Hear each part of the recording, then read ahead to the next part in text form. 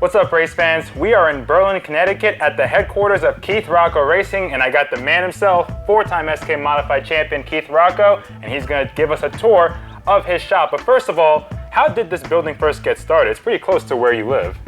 Obviously it's in the backyard, but this got started as really a pipe dream growing up with my father. He said someday we're gonna buy a big piece of property and we're gonna put an in-law apartment on for me and your mother, and we'll put a garage up for you in the back. And it turned out to be a realistic dream. This is the Mark and Mike Payne owned 57 car that's been around forever between the SKs and the Modifieds. This is the jig where we do all our repairs for, all the modified stuff. As you can see up on the shelf, I have every clip there is. I have TA1s, TA3s, TA4s, LFRs, TA1 rear clip. So you're prepared for anything. Yeah, if we're a dealer for it, we need to be able to fix it, and we have to have it here, so. So over here, this is like a rear end jig? Yes, that's a rear end fixture. That's where I check and straighten all my rear ends. You might think this car is unfamiliar, but this was probably one of the winningest SK Modifieds at Stafford over the last 10 years. Wow. This was actually the 88 car that John Rafano owned and I drove. When he decided he was gonna just race with his son, he gave me first dibs on it and asked me if I want it. And sentimental value, I had no choice but to buy it. So who will be driving this, or is this gonna be something that different drivers? No, this guy is, he's from upstate New York, right? Mike Ramo, and he raced some ROC stuff, and great opportunity for him to get out and try something different. Over here we got Michael Jarvis's car. Yes, it's not even like a rental. They're like literally part of the family. On holidays they bring the kids stuff for Halloween and Easter, and just such great people. You can't ask for better people than them. Try to stay on top of part sales. If somebody needs something, or the rentals need something, or customers need something.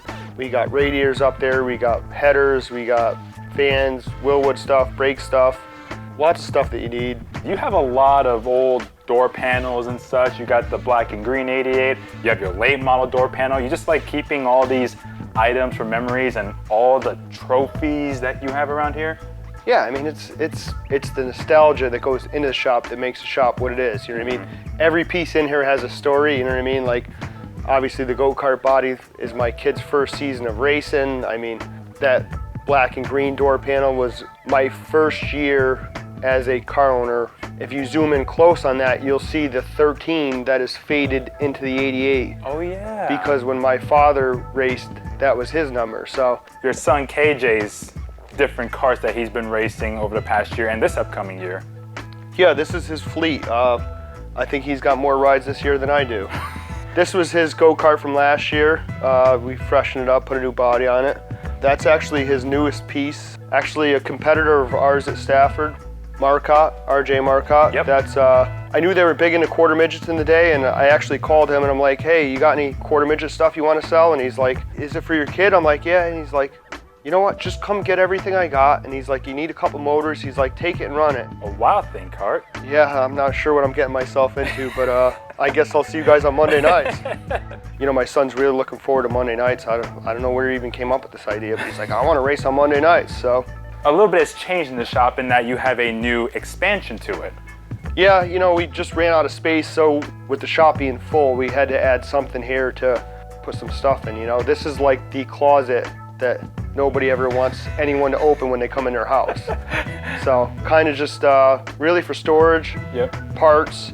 If you look, there's body panels all the way down the line here. A lot of body Nerf panels. bars, bolt-on horns, engines, cars. Humpty Dumpty that fell off the wall down there, the 57. That might make its comeback someday. The mellow yellow car.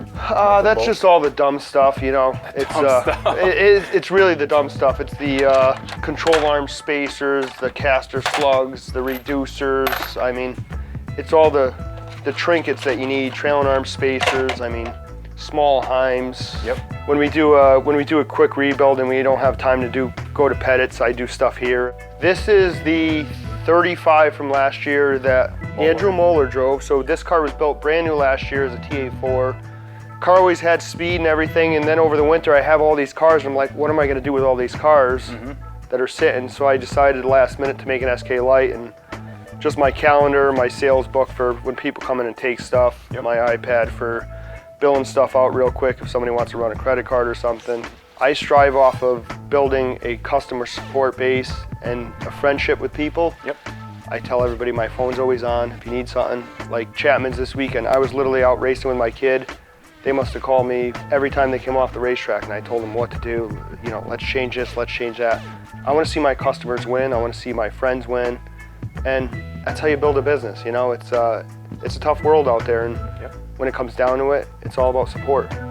Well, we appreciate you supporting Stafford Speedway and letting us come here to check out your shop, and we're excited to see what's in store for you for 2023 because you got a lot going on. Absolutely. You know, we already started off as way better than we did last year, and it's going to be like the old days. You guys better buckle up.